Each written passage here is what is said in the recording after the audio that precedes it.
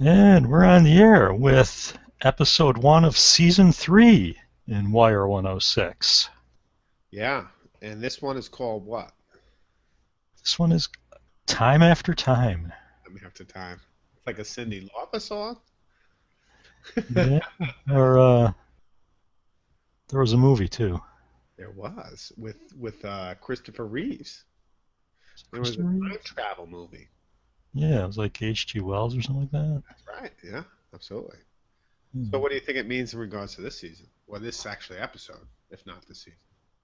Well, it goes like the opening sequence. They show them tearing down the towers, and the theme is they keep doing the same thing over and over again. We try to reform, then we go back to the old ways. In the opening scene, Poot is talking about going to the clinic for VD, which he goes back and gets again repeatedly. You know, And Bodhi is lecturing him. yeah, and Yeah. that's actually the epigraph for this one, right? Yeah, you keep on going back. No matter how many times you get burnt, you keep doing the same. Yeah, Yeah, and it's the metaphor. So the commentary with David Simon and the other executive producer now that Bob Colesbury's dead is what was her name? Anita? Nina, I think. Yeah. I gotta get her last name. Um, but they had an interesting back and forth, and part of what they were saying was like they're talking about that opening scene, which I think is a great opening scene when they destroy the towers. And Yeah, one of the things they were talking about that came out is the narratives that emerge in this season actually are really actually directly embedded within the War on Terror. Um, and you have the kind of established drug crew, which is Avon Barksdale, trying to hold on to their property, and the insurgent drug crew, which is um, uh, Marlowe, Stanfield, Carla. and his Yeah. crew. And so he was saying this is a direct kind of mapping of what's happening in Iraq onto the wire. And so it's really, I love that. I wish more of his commentary talked about that because I Yeah. think it was just such a nice frame for him to kind of put on top of what you're watching. Because I was struck by when that building fell and all of the kind of, this kind of this kind of war-like setting with, debris and, dust. And it was kind Yeah. of also post 9/11. I mean, I was in Brooklyn when the towers fell, and that's what we were surrounded by is that. I mean, it was on our windowsills for months to follow. And it was literally the sky looked like that. So it really did invoke that post 9/11 kind of aesthetic, at least for me being in Brooklyn at the time. There's a screenshot that Maggie took of that thing. The towers got blown up, and you see the smoke and dust just coming up through the intersection, Yeah, and like it, that, like green light in front of it. yeah, and like the idea that you have this reform and the mayor kind of sitting in the backstop, speaking about the new Baltimore, Yeah, what's going to happen with new low-income housing and all the promises, and then immediately you have the specter of the destruction and the smoke. And really, thinking about it, it was very much uh, not only is the war on drugs happening and the insurgents between um, Marlowe and Stan and Avon, or Stringer Bell, but also that destruction is very much invoking 9/11 with those buildings falling and the impact of it all. So it's a great opening scene. yeah. There were a couple of things in there. Like one, I noticed the mayor goes to do the plunger to blow up the buildings, you know, and then the camera just sort of pans over and you see like the guys in the hard hats actually hitting the button that blows them up. It's like subtle thing, but it's showing this guy as just like a false front. Exactly, the figurehead of it all. Yeah. And And there's another thing, I don't know what to make of this, but actually Maggie caught it in the picture.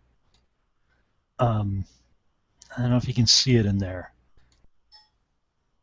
That G in building, Ha ha ha ha. it's like in the wrong spot, you know. Yeah, Um, it's I actually don't know. Yeah, I don't know what to make of that. I mean, I can't think that it's like a mistake, you know, but yeah, absolutely. yeah, Yeah, that's an interesting. I don't know what to make of it. yeah, Right? it's sort Did of you? like we Yeah, put on this big flashy thing, but we don't think through all the details, maybe. yeah. Mm, yeah. Just bad font management. Yeah, I don't know. I wonder if there's some hidden, it's kind of like a Twin Peaks thing, some hidden text within that. But Yeah. yeah, I mean, it's interesting also because, it's one of those great scenes where the ambiance of the people um, around, like we saw see in episode 12 when that one woman was overdosing and there was all these people in a crowd and they went into the ambulance and this was a similar scene. Like you have Bodie really holding court, which I thought was cool as he was walking and talking, and they were having that back and forth, talking about the chicken wing and all this stuff. Yeah. And um, there was these people around, and like it was a different feel. Like for a second, you did feel like there was a different sense of Baltimore. And then the smoke comes in, and like what reform leads to um, is interesting. You know what I mean? Like the same old, destructive habits. So it's very well put together between what Bodie and Poot are talking about, what the mayor's promising, and what comes of it. Just a beautiful kind of metaphor, like we saw in season 1 and season 2, that opening scene of season 1, or of the opening scene of the season. Just a really powerful moment that sets the tempo for the entire season. Yeah. Yeah. Big fan. Now, one of the people we're going to get introduced to, and we've already been introduced to, I don't think we've really talked about him too much, and we haven't dug in too much, is Bunny Colvin. And Bunny Colvin may be one of, I think of season 3. He was, for me, the character that in next episode we'll see it, the brown paper bag for drugs. Yeah. Um, he's one of those great characters, and introduced in this episode, and one of my favorite elements of this scene or this season is Comstat, or what they call Comstat. And it's the statistical system that started in New York to track crime and to control crime. And the problem with it is, while it supposedly kind of ups accountability, it also kind of puts us into a world of statistical kind of manipulation to control how we understand things. And Bunny says to Rawls in an epic moment, I understand in the modern urban environment, how we can change certain things, but how exactly do we make a body disappear? And there's this moment that he's 6 months away from his 30 year. He's got a major's pension. He's kind of taken care of, and he can actually finally flip him the bird. But we find out about Bunny, which I really love, is that he doesn't. Is that he does stay around, and those last 6 months are formative in what he's trying to do, uh, with kind of rethinking at a basic level uh, law enforcement and the way law enforcement thinks about the job they do. And I just think that notion of reform that's hinted at from moment 1 really takes on some amazing narrative threads. And Bunny is going to be a crucial element of that. So I love it. I love they set up Comstat right away. I love Rawls as big a pain in the ass as he's ever been. We're introduced to Carcetti, who's going to be another character, but it's a really strong start once again to yet another season. And one of the things that Paul Simon, David Simon said, not Paul Bond or Paul Simon, but David Simon said, is, it's just another season with a different story, or same story, different season. I don't know how he said it in this commentary, but the idea was that, the whole series is just the stories of a sort, dealing with the same, basic questions around Baltimore. I'm not actually reproducing the way he said it correctly, but it really was a kind of powerful way to think. New season, no, same story, different season. To some degree, I think he said something like that. No, I was Mm. compelled. Yeah, and that sort of ties back to the time after time thing. You know? Yeah, it does, Yeah, doesn't it? That's cool. yeah, yeah. I thought it was a good start. I also like the Colvin character and the way he stands up to them in that way after like the Comstead meetings. Burrell and Rawls are just like tearing people down. Yeah, And, it's abusive. yeah, yeah. Yeah, and they're using the statistics as we've seen Rawls do from day one. With the bodies on the 3x5 cards, right? Exactly. Yeah, I mean, and this is where that statistical logic is institutionalized. Like you see the institution behind it and drives it. And what's cool is you actually see what brings it to that table. Is you see that Burrell's had a conversation with the mayor and Carcetti is getting on their ass, so they have to do something. And so it's these political pressures that they're under that force and that, the whole idea of the shit rolling downhill. And we're starting to see, even on the upper echelons, how everyone works for someone else and is at someone else's behest. So it's an interesting dynamic that gives you a broader view of it. Yeah, yeah. Um, Another character we're introduced to here is Marlo Stanfield that you mentioned, and I just like this shot where he first shows up. Um, Bubbles and Johnny there like lose grip of their shopping cart, bumps into a truck, and this guy's about to shoot Johnny in the head for scratching his truck when Marlo walks out. You know, um, And he says, do it or don't. yeah, do it or don't. I got someplace to be. Like it doesn't even matter. You know, Get and it up. it's yeah, it's like I mean that's his character right there. The bodies don't matter. You know. Yeah. And like I mean, he plays a stone cold killer in this. And he's an interesting character because, he's the young upstart who's going to challenge Avon Barksdale. And from the very beginning in this episode, or actually next episode, I think it's framed like what exactly that means. You know what I mean? Like, Yeah. what does it mean to challenge Avon and to be? And it's not like he's stupid. He knows what he's getting into. It's calculated, uh, and he's prepared for it. So it's a very interesting, again, just how complex these emergent drug wars are and what they mean, this insurgency, so to speak.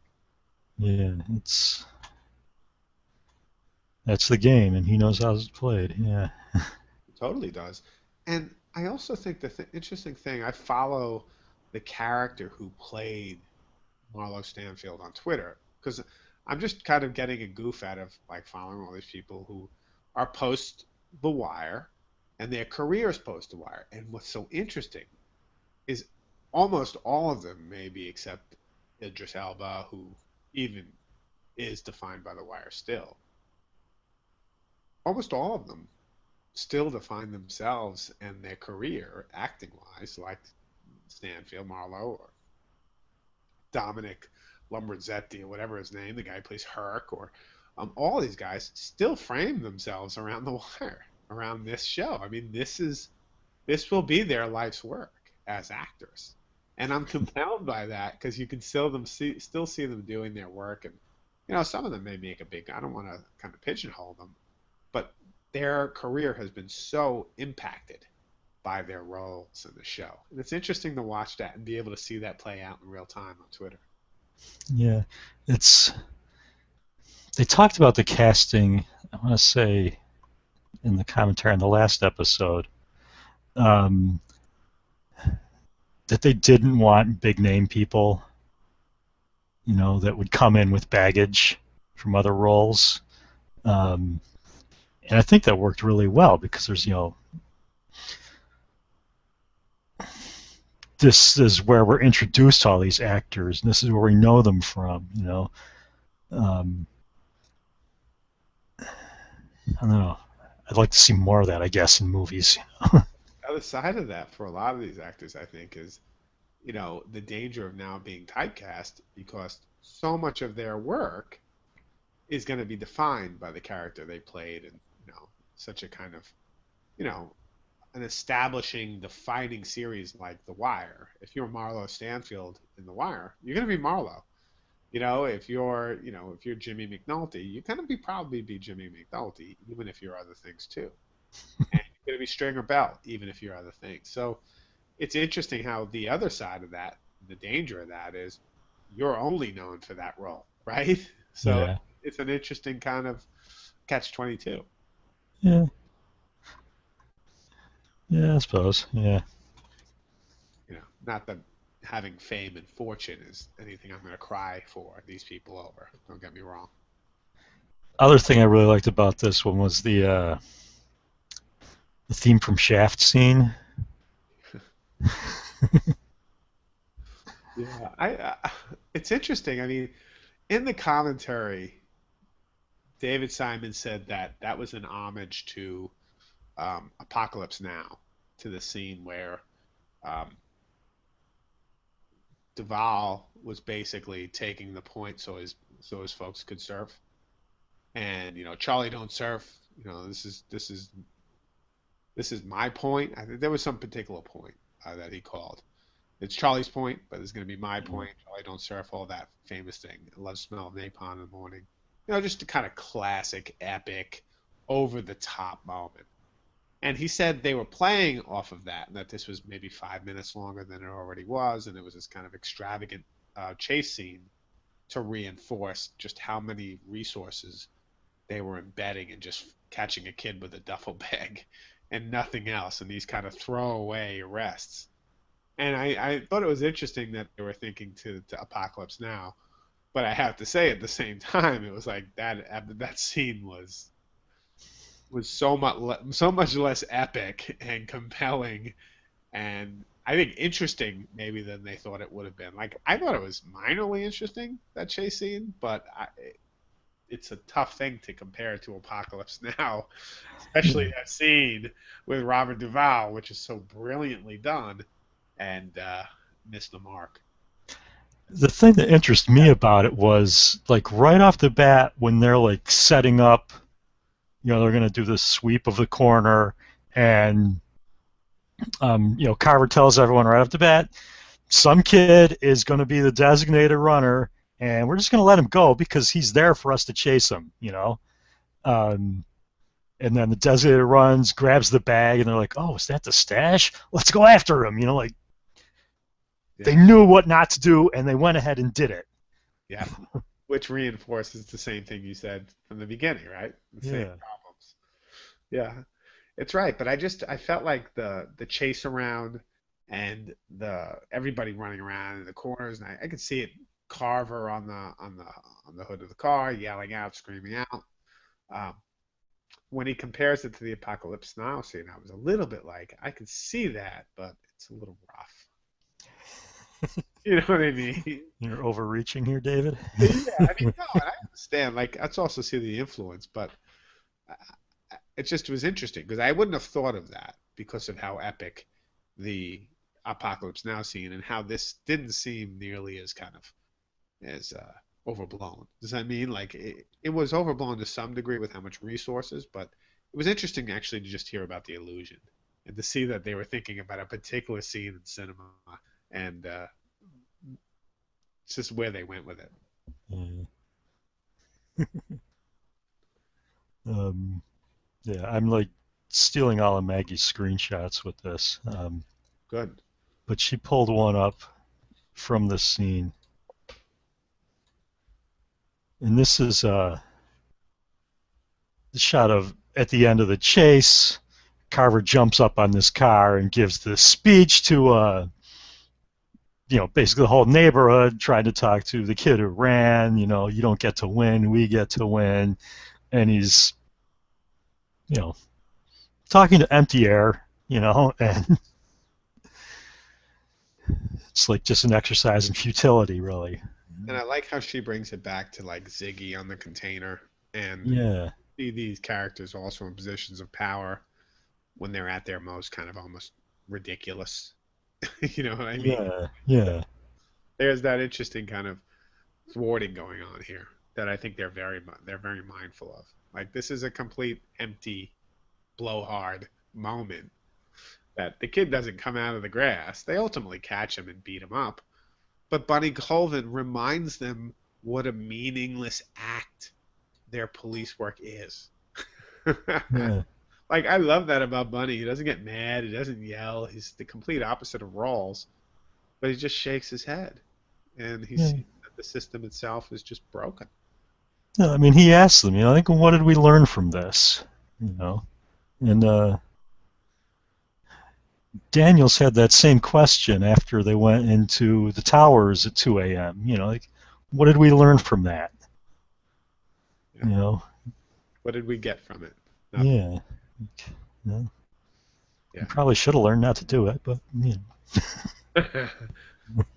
And it's interesting because they have their posse now, right? And it's a posse that kind of comes up, and we'll see them at least for a couple of seasons or a couple of episodes together doing their thing. But yeah, it is always this kind of like Shaft comic relief, um, complete like Keystone Cop escapades, right? Like you don't ever expect anything out of them, even though they were dying for respect at the end of season two because they were left out in the rain for over 24 to 48 hours while the case was going on. So it's interesting how we pick up from where we left off. yeah. I like that Shaft illusion too because it shows up. I want to say in the next episode as well. They're talking about Bumpy Johnson. He was a top gangster in New York City that Shaft worked with in the movie, and there's some people on the street talking about him. So you get that little connection there. Yeah, that's cool. I didn't even pick that up actually, the Bumpy Johnson one. Yeah. Yeah, the Uh, thing. I mean, go ahead. I was going to go to the next screenshot here that Maggie had, because I like this one too. I mean, we've talked about this before, but I guess time after time history repeats itself as she's saying, we're seeing the guys behind the Venetian blinds. Like you got that image of shit like the shadow of bars over him. And over the kid, you can kind of see it. I guess he's the one who's really framed in it. But everyone is trapped behind these bars. Like they're all stuck in this thing. Yeah, exactly. It's interesting too because her next screenshot, if you scroll down, um, there's that Drac, and there's that moment when Anina and David Simon are talking about this character Drac, and how many times they say Drac in the car, and they kind of identify him, and they have it on the wall, and then they say he's the guy in the red shirt, and they kind of reinforce it because they're trying to introduce a new character, and they're just talking about the very practical difficulties of introducing new characters to an already complex, universe of characters. And it's interesting to what degree they go to, like particularly with the graffiti, right? I was Yeah. compelled by that. Yeah. It's I mean, it's the storytelling technique there. We've got all these characters already, and here's a new one who's going to be significant for this episode at some level. But how do you introduce him without giving him a whole big backstory, and how do we get people to identify that this guy is Drac? So they're throwing all these little clues. And in the commentary, they're underlining them basically. This is what we're doing. But as you're like watching it, it's it flows naturally, I guess. If this is the guy in charge of the coroner, yeah, maybe it makes sense that his name is spray painted there. And just as they're talking about him, Drac, and they've got him on they've got a tape recording of him talking, and basically saying something about his character, right? Because they've got him talking about drugs over the phone. So this is a guy that they think they can take advantage of. Yeah. I mean, it's interesting. You don't notice this small detail like the spray paint of his name. Um, and here it is, right? Like, it's just interesting how, you know, I think what Maggie sees here is the green and red contrast, right? So you're kind of focusing in on him, and the red really captures you. But that drac just off to the side, that's just part of the infrastructure, is also the way in which the infrastructure is helping tell the story. Like these seamless design elements that frame for you what you're thinking, and even subliminally, they're Yeah. hoping that it might just it might plant the seed of, okay, this is Drac. And then Nina went on to say that, and it was actually a throwaway character. It's not even a character that developed into anything. They spent all Yeah. the time on, or maybe not that much time, but this scene on really developing this character, only to watch, him become a dead end because he talks too much. Yeah. Not a lot of screen time, but I think they put a lot of like thought and effort behind the scenes time into making that work. Absolutely. Yeah. Yeah. The other thing, I mean, this is interesting to me about season three. And so we're starting to see the cycle now. And I think David Simon said this about so he has the commentary. You can get it on the DVDs. He does the commentary on episode 1 of season one of one of the later episodes in season one. I think it's like 11 or 12. And then on this episode, see episode 1 of season three. And one of the things he says is just, you'll notice you have another musical group presenting the title song. And it's on purpose because the song, which was written by Tom Waits, was performed by Tom Waits in season two, was performed by who in season one? It's the Blind Boys of Alabama. Blind Boys of Alabama. And now we have the Neville Brothers, is that right? Yeah. Yep. And then we'll have two other bands playing it, or two other acts playing it in seasons 4 and 5. And this is what he said: same song, different season, right? Like, Yeah. basically the idea that the song is consistent, but the tone and the performance of what's happening is not. And I think that's a really cool, and even the images and the titles change from season to season, based on the season, based on the focus. And that's one of the real things, like, you can now, at this point, you're entering a new season, season three.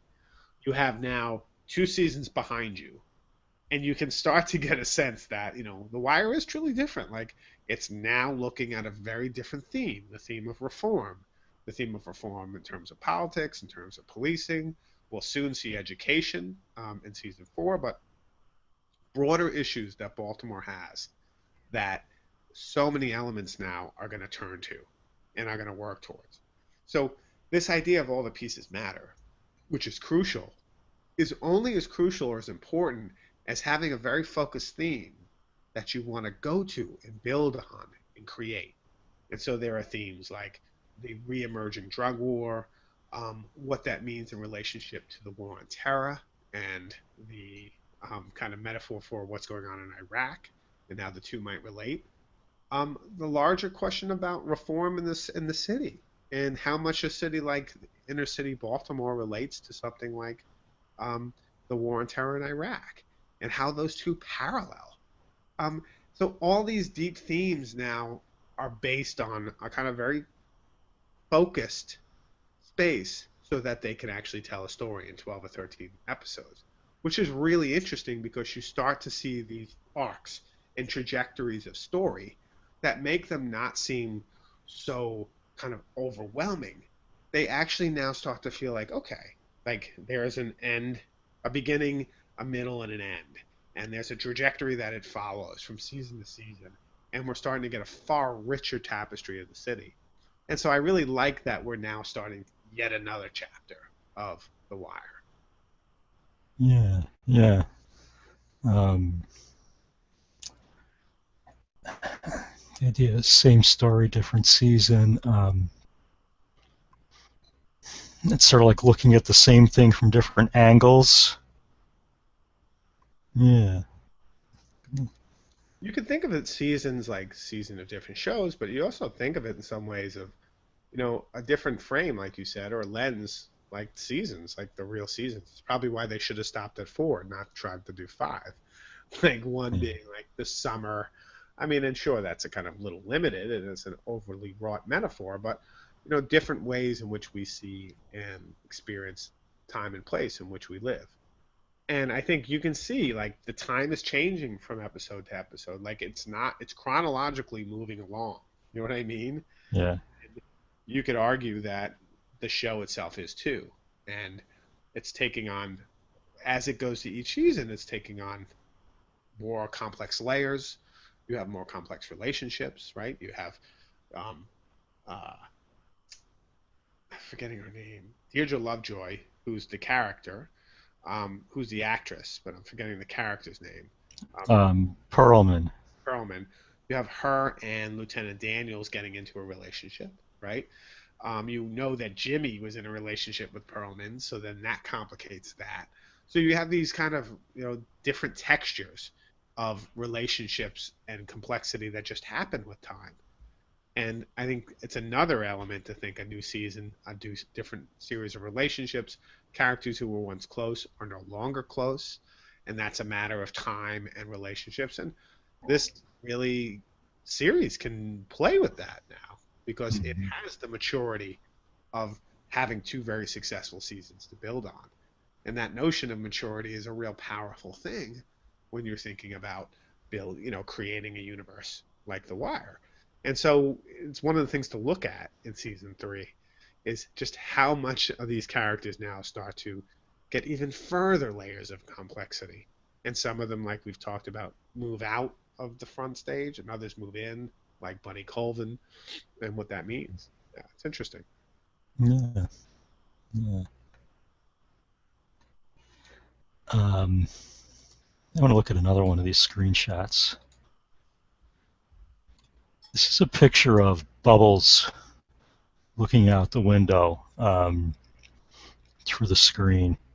And, I love the lighting, and it's really kind of striking the way they do that. Like, I guess subtly striking.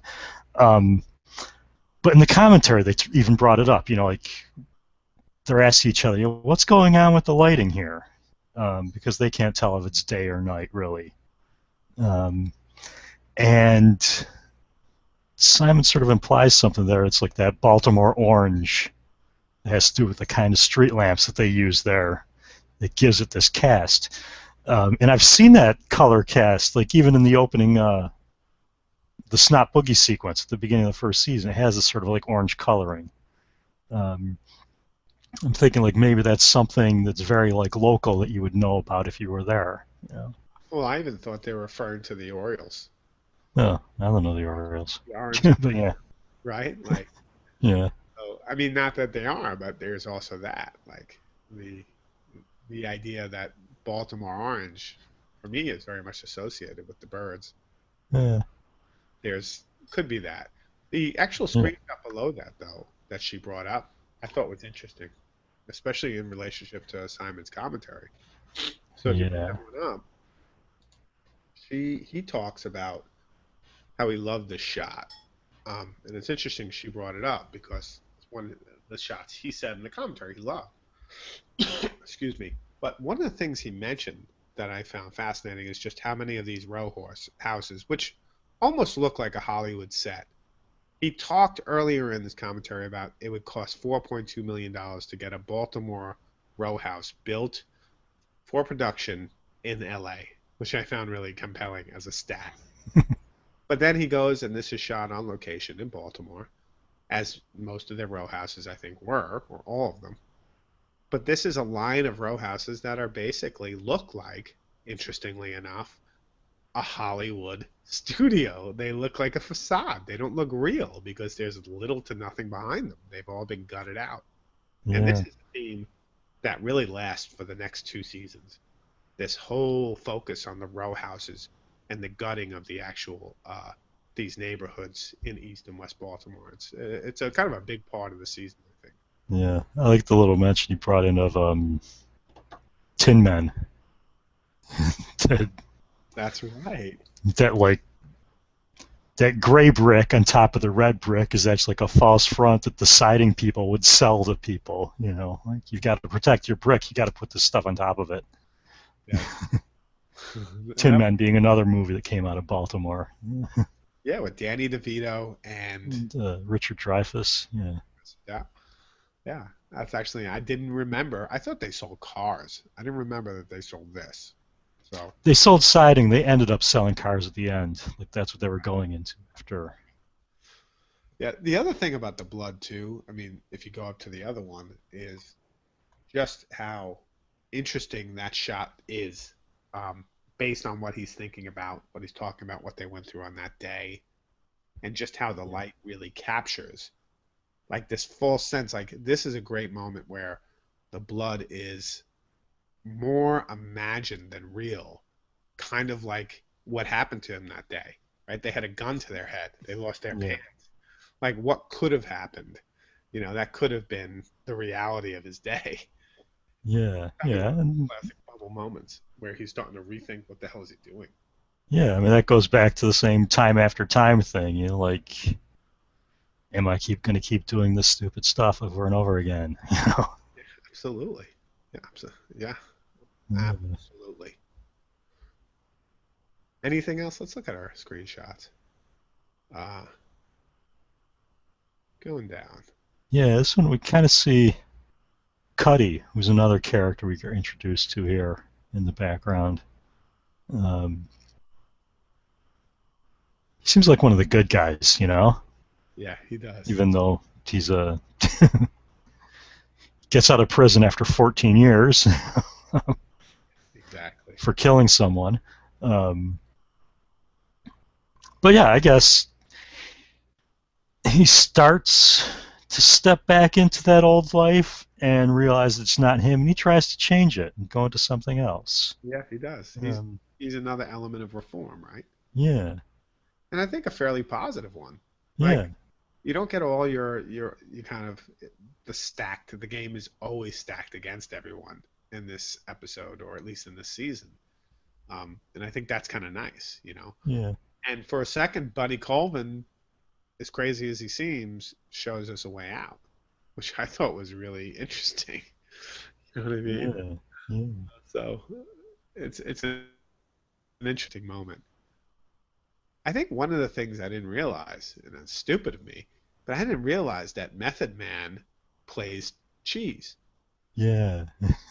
And they were talking about like, what do you call Method Man? Method? Method Man? But I had no idea that Method Man was actually was playing Cheese. And Yeah. based on this screenshot, this one with McNulty, um, according to David Simon, this is the 11th time he says, "What the fuck have I? What the fuck did I do?" And this is only season 3, which is interesting. We need to do a supercut of that. Yeah. I'll have to ask that. Let's get John Johnston on the ball there. I want to see that. Yeah. But I like her analysis of this too, you know, is they're in between two women, you know. That's right. That's great. And scroll down a little bit. I want to see what our next screenshot is. This is great. We get to use Maggie. Yeah. Well, she does really good analysis of these things. I like it because then I don't have to. Yeah, she's amazing. Um, What a messy. Absolutely. Although I yeah. have to say, he does get. I mean, he often finds. You know, he's got a nose for it. Yeah. But there's that time after time theme again, you know, like he's dumping out this, looking at it. Does she bring it up in here? You know, to you know, look over what we did before so we don't make the same mistakes again. Yeah, absolutely. And Mm. another thing she brings up here that I think is nice is that it's almost like season 3 brings you back into a certain comfort zone. Like you're back with Bodie and the Street Boys. You're back with the detail. Like Bunny Colvin is new, but they kind of slowed you into him at the end of season 2. You don't have to worry about the doc. You're still dealing with Daniels. You're still dealing with the detail. You're very much up in the drugs and Stringer Bell and Prop Joe, Avon Barksdale. Like, you're home again, right? And it's not as jarring. She says it right there. You know, this start of the season was not as jarring as season 2 was, and it's true. Yeah. And I think that's both a positive, but I wonder if we slip a little bit back into what we expect from The Wire. We're dealing with drugs again. We had the political upheaval, but the show does return its focus to the drug war, you know, and as a metaphor, obviously, for the war on terror, which is interesting. But like a lot of this stuff, you might miss that metaphor for another cop show about drugs, which is what they were fighting in season 1. So I kind of liked their deep experimentation in season 2, and they are jarring you. I thought that was actually risky, and it was really cool. Yeah, they're. I mean, the cop show element is always there, but there's always the other stories that they're bringing in as well. You know, the docks and the lives of the dock workers and the city hall thing that's going on, and the kids in the schools. You know, how it touches all these different parts. Um, yeah. Speaking of Bunny Colvin, I pulled another screenshot of him.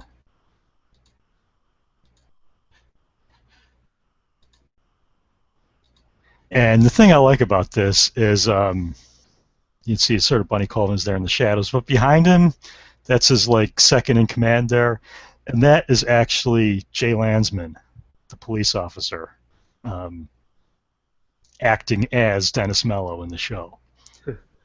And it's great because there's a moment when he's kind of giving, you know, the update to the cops before they go out, you know, what's what. And there's commentary about his fault. And, you know, Jay Landsman, I guess, he was classically known for his use of language and for his kind of uproarious commentary and discussion and jokes. And that's the guy. And that's the guy who the Jay Landsman in the show is playing on. And I love it because I wouldn't have put the two together. They're two very different characters in my mind, but it's interesting to hear. Yeah, yeah. It took me a while to figure out who was who because I'd seen his name in the ending credits, you know, and I'm like, yeah, okay, that's not the character's name. That's an actor. Which one is he? You know. Um, Yeah, and there's yeah. a weird kind of almost, how would you say it? Um, Dissonance, you know, or I don't know, blurring of some of these characters are based on real characters, and some of them are actually playing other characters, but they are the real characters who actually, you know, dealt with the crime and were based on the original idea of homicide, which is what influenced the series, right? So Yeah. it's an interesting kind of mix-up of some of this stuff, and where reality and art and fiction kind of get a little bit blurred, which is kind of, you know, Yeah, there's another detective in there, Detective Norris, who's played by Ed Norris, who had been the Baltimore police chief before he got arrested. Um, so yeah, what did you get yeah, it for? some kind of corruption thing. Interesting. And he was in there. Is he the detective who says call bunk at the game? Yeah, yeah. So I love this town. Yeah, That's right. All right, that's it made cool. me think of Sweet Smell of Success, right? The other thing that was funny in the commentary, and this is probably insider, is that Carcetti, who's the, you know, how would you say he was on the, well, what would you call that line of anyway, Carcetti's a councilman. That's what he's on the city council. Yeah, So he as they were introducing his character, and you kind of he emerges as a character in the season. He becomes extra, but as you see that, you also hear Simon talking about this character O'Malley, who is not based on Carcetti, no matter what anyone says, and he reinforces that like 4 or 5 times. obviously to suggest that it is. And so like even Simon is suggesting that like the characters he drew from were real characters, that he was modeling a lot of the politicians and some of the real sleazy folks that emerge in this show are based on real people. And even if Amalgam, he was not backing away from O'Malley. I mean, am I wrong? Am I reading that wrong? Um, no, I think that's a good point. I mean, because I didn't really know what to make of that. I mean, he was saying, he was insistent on saying that this guy is not based on this other person that I never heard of. You know, Exactly. because there are, I guess, I didn't know about Ed Norris until I actually looked into it. But I know there's another Kurt Schmoke shows up in future episodes, and I actually knew that name because he was a Baltimore politician who destroyed his career by bringing up the idea of decriminalizing drugs, some of that. Um, Well, the guy he's talking about is Martin O'Malley. And yeah. Martin O'Malley's career is interesting. Like he was on the city council from 91 to 99, and he became mayor from 99 to 2007. And, Yeah. he's basically, you know, a model for Carcetti. I think it's almost unmistakable. And I think that's what, uh, that's what Simon is trying to reinforce there, because their two lives really, and the idea comes up again and again. A white mayor in Baltimore, it's impossible. And yet here it happened, and we'll see how it happens. And it's interesting because he was criticized again and again for modeling it too closely on O'Malley, and I think it is O'Malley that he's gave it an Italian name, but Right. Yeah. In the online um, Ask Me Anything that Jen Ralston did, she talked about Carcetti because he's actually Irish from Ireland, and she was one of the people that they had to work with, to try and speak in a American yeah, dialect there. it's interesting. Mm. And it's also interesting. One of the things that's, I don't know. I mean, one of the things that gets at here is they talked about it again in the commentary is that you really remarkable about some of the dialect. Like you have the moment here when Stringer Bell is holding court in episode 1. So the emergence of Stringer Bell's, it goes from kind of like student to professor to judge and jury. So like there's this kind of emergence in this episode, and I love it. But they were mentioning while they were talking about how remarkable that is that Idris Elba, he's British, and you'd never know with the way he kind of nails. I mean, just some mad skill there, kind of his ability to nail the American accent, but not only just an American accent, an American accent of a drug dealer in Baltimore with all the slang and all the inflection and all the kind of, it's really cool to see that. And so it's amazing to see the Brits kind of own American English better Yeah. I love that scene with the whole Robert's Rules of Order thing going on. awesome. I mean, and I love that's another character who gets introduced, but who becomes an awesome character in this series. But that's the first time we see him. He's got the dreads. Yeah, Slim Charles. Charles, who's an awesome character, and he's up there raising some really good points, right? And he's back and forthing with um, with Stringer Bell, and then you got Poot who gets shut down. It's just a great scene of that stuff. I just love it. Yeah, it's brilliant stuff. All right, well, we're deep into season. Well, no, we're done. We're starting season 3, but I'm deep into it because Yeah, we're deep into the wire. we're deep in the wire. We're about halfway through, aren't we? Yeah. Yeah, we're getting there. Because season 3 is kind of, I mean, season 5 is kind of short, right? It's like 10 episodes. Yeah. Yeah, so a couple more episodes, we'll be halfway through. It's Yeah. kind of sad, Paul. Eh. Yeah, You know, it's a so project. We're halfway there. We're good. I starting to feel the pain. Yeah, Yeah, yeah, I feel it. yeah.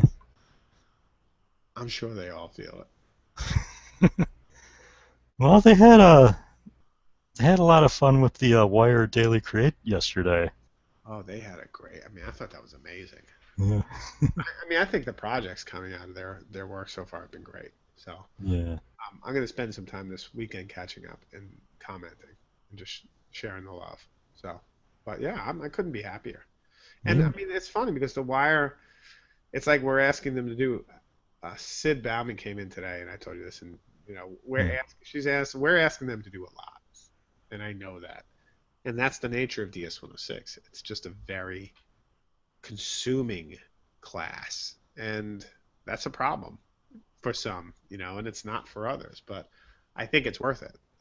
I've always thought that, and I think you get a lot out of it. You learn a lot. But yeah, learning oftentimes can be great when it's fully immersive and forces you to push yourself. So, yeah, yeah. for I some. mean, what you put into it defines what you get out of it. Yeah, because I mean, in the end, a lot of them are putting in all this work because it's theirs. You know what I mean? It's not Yeah, pro forma. It's something they're creatively doing, and they start to realize how much time that takes. yeah, Into yeah. But it's their vision. It's not something, you know, like a paper to make the teacher happy. It's something that they're making and they want to be proud of, and they're going to be showing it. yeah, and sometimes they could make something, and it could be just to get it done, and it's going to show because they're not going to be in love with it, and other people won't remark on it. But still, you still get through. Like, you know what I mean? Like, you Yeah, got to balance what you can and can't do. It's just, do you want to make an impression on someone? yeah, And I think that's what's different when you approach it from a creative angle that many people will look at. And that's what I like about a class like this is it doesn't limit your audience to one. It opens it up to potentially tens, maybe hundreds, who knows. So it's yeah. interesting. All right. Well, All right, let's call it a day. all right. Signing off for season 3, episode 1. That's right. Bye All bye. right.